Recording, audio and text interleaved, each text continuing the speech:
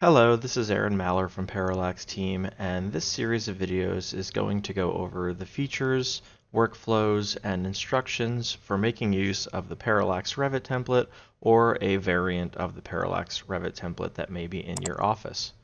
To start, if you see things in this video that are different or not included in your template, one thing you may want to check is on the project template home view of the template. At the bottom left of the information area, there is a value for what version of the project template it is. There are two parts to the version. The earlier part is a version number, which loosely looks like a date that the template was last edited or published, and then in parentheses, there is a version of Revit that this template was created for. That's important, particularly with the years between 2016 and 2019, as Revit has undergone a lot of changes for things like the sizes of text, and then a year later, the sizes of annotations. Conversely, in the 2019 and later 2018 versions, additional project browser sorting methods for things like schedules were created. So if you are currently working in Revit version 2017, 2018, or 2019, and you see a 16 in this pair of parentheses right here, you can expect to possibly find a lot of text that is misconfigured in your template or in your project because this is an upgraded project. Once you've established the particular date and version of the project template that you're in, if you'd like to see what the last edits and alterations done to the template were, in the Parallax team project browser, there is a view under Home View that is called Information, What's in this template.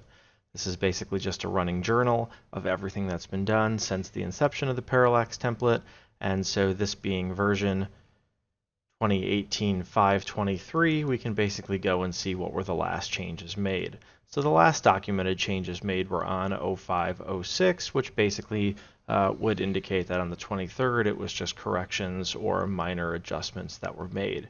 But you can go back through the list and see when things were added and when things were changed to the template.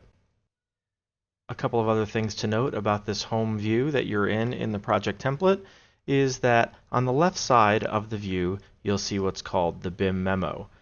This may also be rebranded to match your firm standards, but this is actually a linked file that the BIM management staff can update on a day-to-day basis, but will show up in your projects every day. This means that if the BIM management staff has something important that they want to share with you, they can automatically populate this section of your project's home view so that you'll see it every day without having to go check it on the network somewhere else.